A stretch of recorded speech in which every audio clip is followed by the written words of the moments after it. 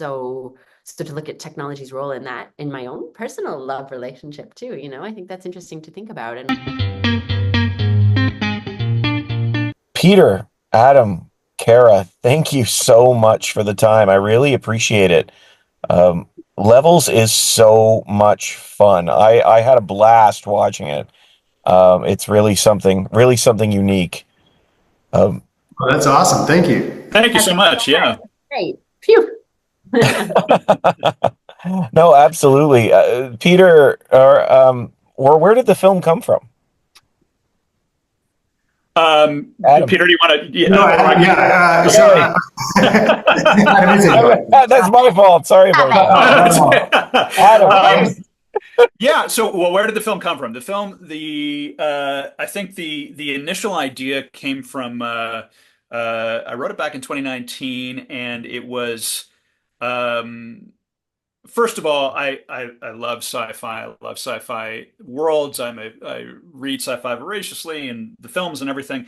And combining that with looking around and seeing what was happening in the world at that point in time, and frustrated with what I was seeing with the way people were treating people on sort of a macro level, how concerning it was the way that we seemed to be losing sort of empathy. We were us and theming everything, and not that that has stopped. And so one of the terms that I always refer to is back then and continuing again, people were saying, maybe are we living in the worst timeline? And that really stuck in my brain. And it's like, well, the pitch for Levels was, well, what if we are living in the worst timeline, and what if that timeline is constructed for those very reasons, and there's intent behind that, and someone's pulling the strings of that, and what would that mean if our world, our very real world, was not what we really understood it to be, and it went from there. Well, and okay, so you pitched this in 2019. Yeah. With the advancements in AI and that along the way, did that change your view of it, or in the development? Because that's really interesting that this would have come as long back as 5 years ago, especially where we have been in the last 2 years. Yeah, I mean, really, and I was speaking with Kara about this. I don't know, Kara was, I think maybe back 2020, 2021, something like that. I mean, we had originally planned on shooting this. We shot it last year. We ended up shooting. We were going to shoot it, I think, a year or two prior to that. But COVID and everything else sort of happened. And then, somewhat remarkably and terrifyingly, this AI boom that's happening right now. I can't say I anticipated it. I mean, I've been reading science fiction my whole life and seeing about the perils of AI and what happens, but never sort of expected this somewhat more insidious, slightly mundane version of it that could very well come to the same conclusions of really stripping away a lot from our humanity. So that was, I think, I don't want to say that we were fortunate because I don't feel that way, but that sort of came after the script. And we were talking about this earlier. I think you have to be careful with science fiction, especially sort of extrapolative science fiction that's about sort of now or just a little while from now, that the real world can catch up with you quickly, Mhm. and in a scary way. And I think that's sort of in some respects what's happened here.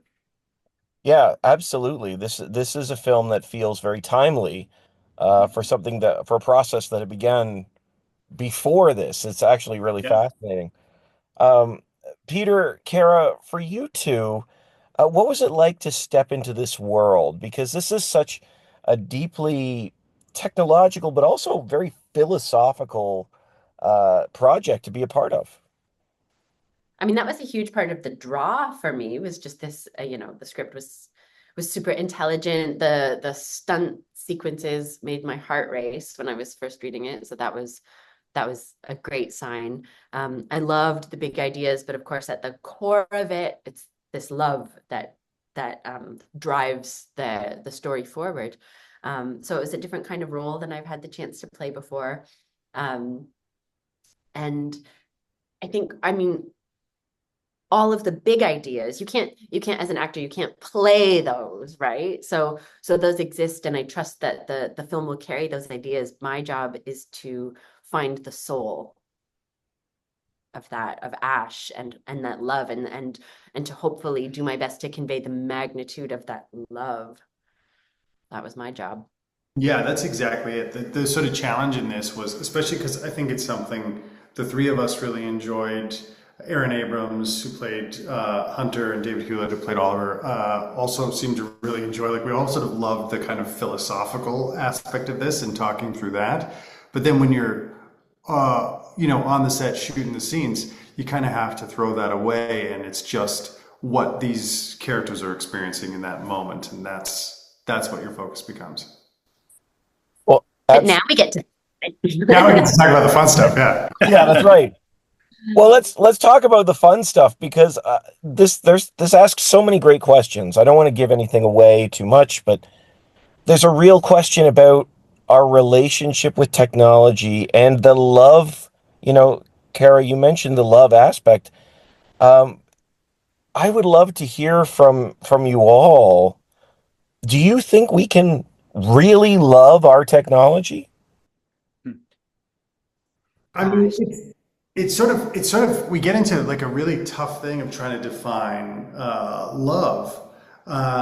For me, I don't think we can with our current technology, because we're dealing with algorithms designed to sell us things or generate engagement, which is not an equal transaction. But sort of the kind of technology that Adam was exploring in this movie, I do believe you could fall in love with, because it's something that is experiencing a reality unto itself. So then why not? Well, it's so funny too. I feel like my husband, when we first got together, we lived in different cities. So we were, long distance relationship. And, even 10 years ago, that would have been phone calls. 50 years ago, you're talking about letters. So, I mean, how has technology allowed us to become closer? We lived apart for 3 years, but we got to speak in this way every day. And so to look at technology's role in that, in my own personal love relationship too, I think that's interesting to think about. And I think Peter's right, though, if you're paying for something, that's a very different type of relationship. And that's not to say there can't be maybe love feelings there. I don't know, but something I to would be. just add, yeah, to me that I think I would, I hate saying I'm going to ask a question, answer a question with a question, but my question for myself really on this is, well, and I think Levels tried to explore this to a degree, is what if we are that technology, as opposed to sort of thinking about it as, and you love technology? To me, it's more, well, what if we were what if we are here due to technology, or change the word technology for religion or mythology or philosophy or creation myth, whatever. Not to be dismissive of that, but I think it can just be words to describe, who is or what is our maker, or is there such a thing? And so in that regard, if we put ourselves in the shoes of being that technology, it's more about people looking at us and going, can we be loved? And I think that's what fascinated me with this story. It was sort of turning it around the other way. Yeah. That is a really fascinating way to talk about it, because that is interesting to think of us as a form of, as the technology in many ways. So, okay, let's go big. So what is the code of life? What sets us apart in your mind, um, from a digital being, if you will? Like, I mean, not again, now, maybe we are the code, and I know there's lots of talk about simulation theory, et cetera, but there's a genuine conversation about the value of the people on this grid, for lack of a better term. And I would love to know what it is in your minds that sets humanity apart, if anything. Oh man, it's a big philosophical question, and something we've talked about a lot through shooting and thought about a lot. Like, if you think, is what makes us real the ability to feel and communicate? Well, there's some research or lines of thinking that could argue trees are doing that right now, and they're communicating through the mycelium or whatever. Yeah, they fucking are, though. They are. They are. So then are they sentient? Like, Yes. veganism just sort of a different brand of murder? Like it's a whole, it really is a very complex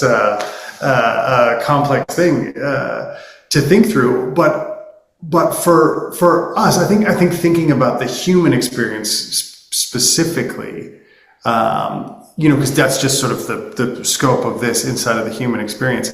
It's about interpersonal connection and love. Like that's at the core of this story. The fact that these two people have managed to connect across technology is sort of at the core of it.